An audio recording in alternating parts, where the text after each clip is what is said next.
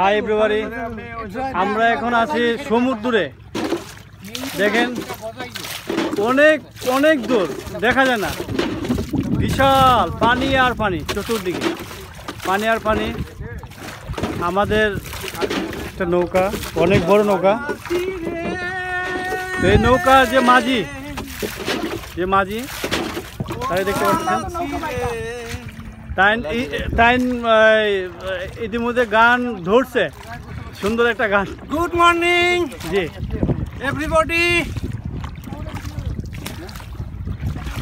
সবাই খুব আরামের ঘুম দিচ্ছে, আর আমরা এই ঘুম ভেঙে আজকে সকালে মর্নিং রান্না করে আমরা সিলেট এয়ারপোর্টের পিছনে 22 টিলাতে সবাই সুইমিং করতে আসছি।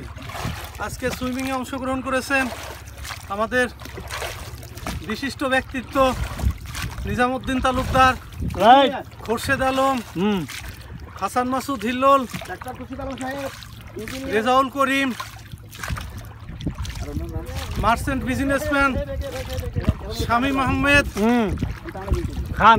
শামীম খান। এর নাম কি? সামনের মাঝির নাম কি? সামনের মাঝির নাম কি বলেন? আমিরুল ইসলাম। আমরা কয়জন? ভেরি গুড, 7 জন। সাথে আমাদের সঙ্গে আজকের সাথী আছেন বিশিষ্ট আরেকজন মাঝি, তার নাম রাশেদ আলী খান। এই সেই রাশেদ আলী খান। নামটা আবার পুরনো বলো। আমার নাম হইল রাশেদ খান। রাশেদ খান, তুমি কোন ক্লাসে পড়ো? 4 এ।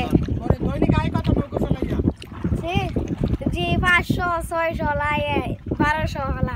আচ্ছা, এই টাকা দিয়ে কি করো? হ্যাঁ, টাকা দিয়ে আমাদের কাছে থাকে টাকা দিয়ে খাই। তোমার ভাই বোন কতজন? 2 জন ভাই 2 জন বোন। বাবা আছে? বাবা আছে। বাবা কি করে? বাবা কৃষি কাজ করে। তোমার বাচ্চা কাচ্চা কয়জন? আমার বাচ্চা কাচ্চা কয়? দুঃখিত, দীর্ঘ 20 বছর পর আজ আমরা সবাই একসঙ্গে সাঁতার কাটতে আসছি। জি, খুব ভালো লাগে। আজকের অনুভূতি ভাষায় প্রকাশ করার মতো নয়। এখানে যারা না আসবে, যারা এই সাঁতার না কাটবে, পানিতে না নামবে, তারা আসলে জীবনের চরম একটা অতৃপ্ত থেকে যাবে। আমি মনে করি প্রত্যেকটা মানুষেরই প্রতিদিন একটু নিয়ম করে পানিতে সাঁতার কাটা উচিত। আসলে এই কাঠকোট্টার শহরে আমরা সেই সাঁতার কাটার জায়গাও পাই না, নেই পুকুর, নেই নদী। তাই একটু এই শহরের বাইরে 22 টিলার হাওরে আসছি আজ এই মনকে সান্ত্বনা দেওয়ার জন্য, মনের প্রশান্তির জন্য। সৃষ্টিকর্তার কাছে অশেষ ধন্যবাদ যে আমাদেরকে সেই সময়টা দিয়েছেন।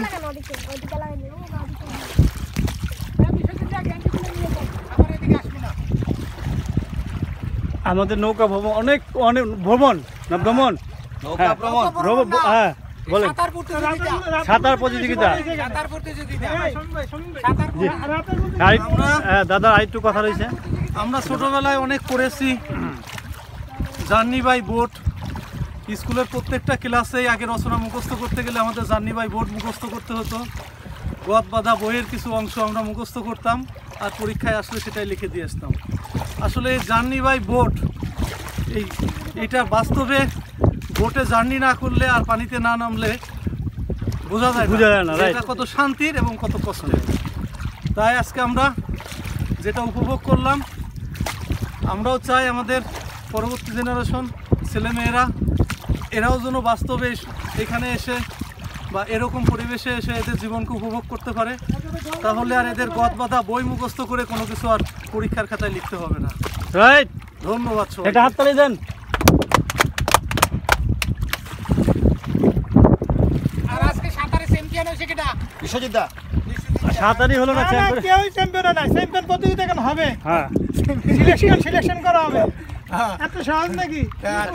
বসে আছে, তারপর নৌকা উঠছে। হ্যাঁ, এখন আমাদের কিছু বলবেন হিলুল ভাই, বলেন আপনার অনুভূতি কি? আপনি যে আজকে এই সকাল আমরা যারা এখানে এই সাঁতার কাটতে আসছি সবাইকে অসংখ্য ধন্যবাদ। আসলে আমরা নিয়মিত প্রতিদিন ব্যায়াম করি, তো এই আজকের ব্যায়ামেরই একটা অংশ। আজকে আমরা ছোটোবেলায় অনেক সাঁতার কেটেছি, তারপরে 20-25 বছর 30 বছর হয়ে গেছে আমরা আসলে ওইভাবে সাঁতার কাটি নাই। আর সাঁতার এই মর্নিং ওয়াক বা রান, সাইক্লিং, সাঁতার এগুলা হচ্ছে আমাদের শরীরের জন্য খুবই উপকারী এক্সারসাইজ, যেটা আমরা নিয়মিত এক্সারসাইজ করতেছি। Thank you. আমি আবার আসবো আপনার কাছে, আপনার জন্য আপনার কাছে সবাইকে আবার আসবো। বলবো অবশ্যই সবাই যেন আমরা ব্যায়াম করি, সাঁতার কাটি। Thank you, thank you, thank you. সবাইকে আবার আসবো আপনার। আসসালামু আলাইকুম। এখন আমাদের সামনে কিছু বলবেন ডাক্তার। আসসালামু আলাইকুম সবাইকে ধন্যবাদ জানাচ্ছি যারা আজকে আমরা এই সাঁতারে উপস্থিত হয়েছি, এবং আমরা যারা সাঁতার কেটেছি এবং যারা কাটেন নাই তাদেরকে আরও বেশি বেশি ধন্যবাদ জানাচ্ছি। আর যারা কিছুক্ষণ সাঁতার কেটে নৌকে উঠে গেছেন তাদেরকে বলবো আপনারা আরও প্রিপারেশন নিয়ে আসবেন, ভবিষ্যতে যদি আপনাদের এই ধরনের কোনো নৌকার সাপোর্ট প্রয়োজন না হয়। আমরা এক সময় মেঘনা ধনাগা নদীতে সাঁতার কাটতাম, হ্যাঁ, সেই মেঘনা ধনাগা সিলেট আসার পর আমাদেরকে হারিয়ে গেছে। এখন আমরা এটাকে একটা সাগর বানিয়ে ফেলেছি, এই সাগরে আমরা সাঁতার কাটলাম। আপনারা আবার আসবেন, সবার দাওয়াত রইল। ধন্যবাদ সবাইকে।